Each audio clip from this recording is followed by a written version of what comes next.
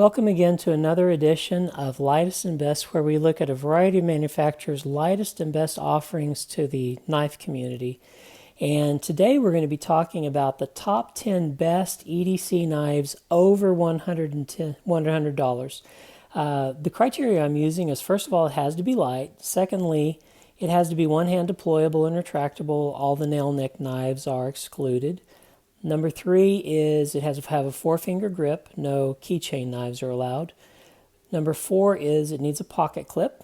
5 is its cost has to be over $100. And the 6th is I'm limiting this video to production knives only, no customs. I want this to be an everyman's knife video. I don't want to tease you with some fancy custom knives, and they're made in limited production numbers so that you can't really obtain them. So first of all, I want to start out with knives that got excluded, and I just have to say this is one of the most painful videos I've ever made, trying to narrow down my top 10 knives over $100 because there's so many great knives that I had to exclude. And so we'll get started with that. The first one I want to bring up is the Hinderer XM18 3-inch. This is a wonderful knife.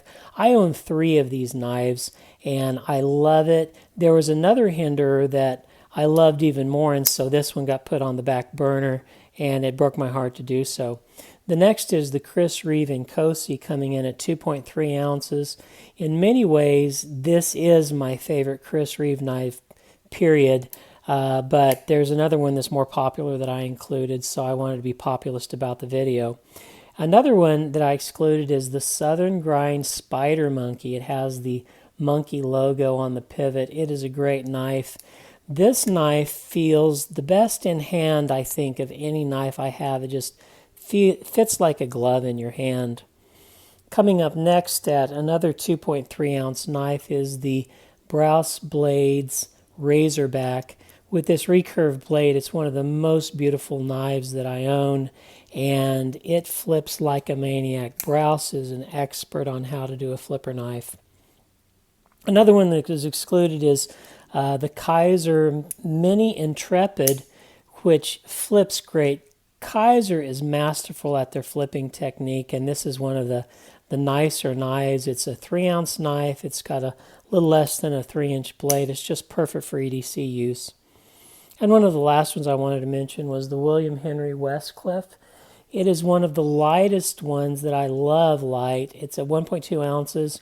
It's just too pretty for me to carry on an EDC basis. It has the real gold-plated sterling steel hardware on the blade. I'm just afraid that I'm going to mess it up or I'm going to scratch it up. And ultimately, in EDC, you need to be able to carry daily. And so this is just too pretty that I find that I don't carry it enough, so I just want to limit it to ones that I do carry. Another one that's not on the table is one that I have on order that hasn't been delivered yet, which is the Grimsmo Rask, and it comes in at 3 ounces even. It has about a 3.5-inch blade. It's a lot of knife for a lightweight. The Grimsmo brothers had machined it and extensively to make it as light as it is. And it should be in my assortment within a month, but it's still on order as now, so I could not put it in my top 10. But maybe next year, for my top 10 next year, you'll find it in the assortment. Now we'll begin with the top 10. Coming in at number 10, I want to put it as the Hinderer Halftrack. It has a blade that is 2.75 inches long. Its weight is 4.1 ounces. Its steel is S35VN, and it costs just a little less than $600. Hinderers are famous for being difficult to flip, the XM18 that is. This is the exception. It flips great, and the lock bar disengages so smoothly that it's a pure joy to play with. I'm putting this on the list despite the fact that as heavy as it is 4.1 ounces. It's the heaviest option on my top 10 list. The XM18 is 0.6 ounces lighter, but this one flips so hard and the lock bar disengages so well, it just makes me happy. So this is my number 10 knife. Coming in at number 9 is the Hoback MK Ultra. The MK Ultra has a 2.5-inch blade. It weighs 1.9 ounces, so it's less than 2 ounces. And it uses AEB-L steel. It comes in at just a little less than $400.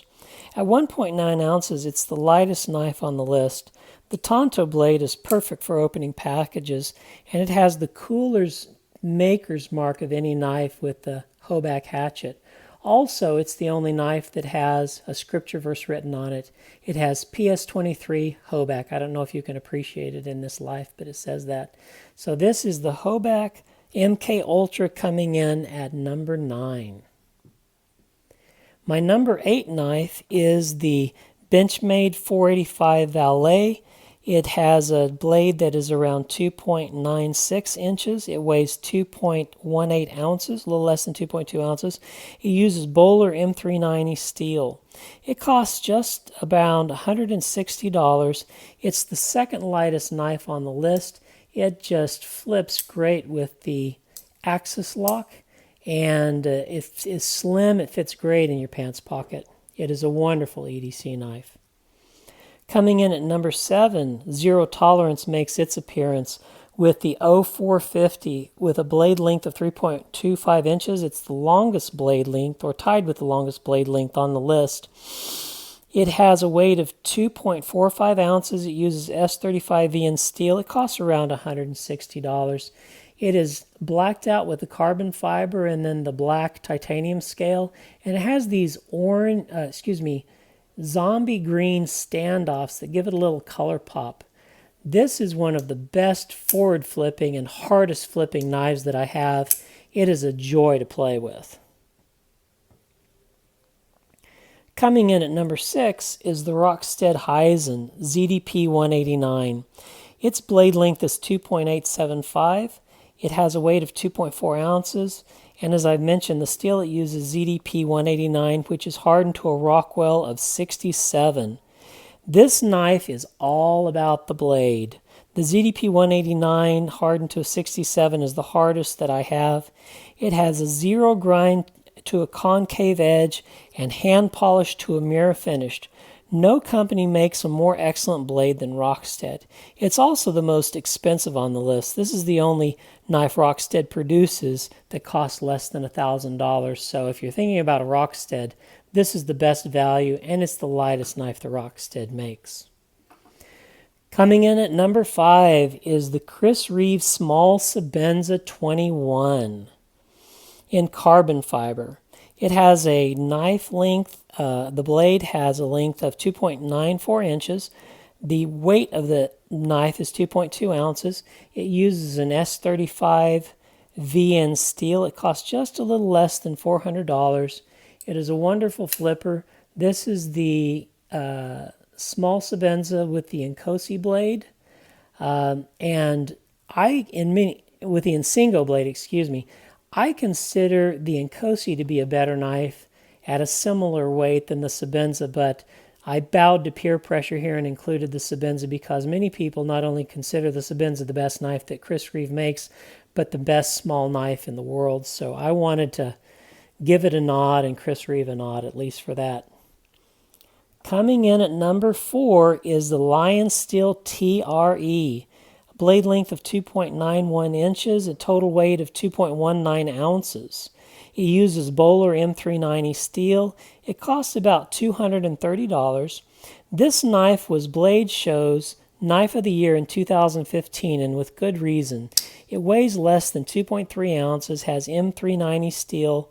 Not only is the titanium milled out, but they also milled out the carbon fiber. That's a lot of knife love. It feels great in the hand. The only thing I want to mention is that it deploys better with the thumb disc than it does the flipper. The detent's a little light on it. Coming in at number 3, this is a knife that not a lot of people know about. It's the Spartan Metis. It has a 2 3/4 inch blade. It weighs at 2.8 ounces, and its steel is S35 VN like many of these options. Not many people know about it. Its anodizing is subtle, but I love the baby blue back spacer, clip, and over travel stop against the bronze handle. Everything is polished, very smooth. It's a wonderful flipper. It's just the right size for EDC, and it's just a lot of fun to carry and flip. Coming in at my number 2 is the Spyderco Southard with Smock Modification, and I was a little bit hesitant on whether I should have included this knife or not because it does have some modification to it. The initial Spyderco Southard was a little large and a little heavy, but Smock modified it. He cut the blade down to 2.75 inches and cut the weight down to 3.36 ounces. It uses CTS 204P steel, and I got this one on the secondary market for less than $400. It's probably my favorite knife in the world. I didn't put it as number one because there are so few of them. I felt it would be cruel to the rest of the world to tease you that I had one and I didn't. But it's a wonderful knife, and the handle is asymmetric, which I didn't know what to think about. As you can tell, the show side's a little thicker than the scale side, but whenever you flip it, it gives your thumb a place to rest so that you can get some counter traction on it, and it just flips like a maniac. The Spyderco Southard with Smock modification. And then the number one knife is the Shirogorov Neon. It has a 3.25-inch blade. It comes in at 3 ounces. This one uses an S30V steel. However, it comes in S90V, and it also comes in N390 in the light version, so it has the standoffs rather than the back spacer. The Shirogorov Neon has the overall best flipping action of any knife I have. It doesn't necessarily have the strongest forward flip. The prize goes to either the Southard or the with Smock modification or the zero tolerance 0450. But the multi-row bearing system allows the blade to return to its place effortlessly. I don't know why more manufacturers don't use it, but it's wonderful. The knife is also simple and elegant, and I love its maker mark with the bear head. So that would be my number one knife of the top 10. So there you have it. These are the top 10. I know that you probably have your top 10 favorite too, and if you do, please include them in the comments below. I'd love to consider them for next year's knife review. Thanks for watching.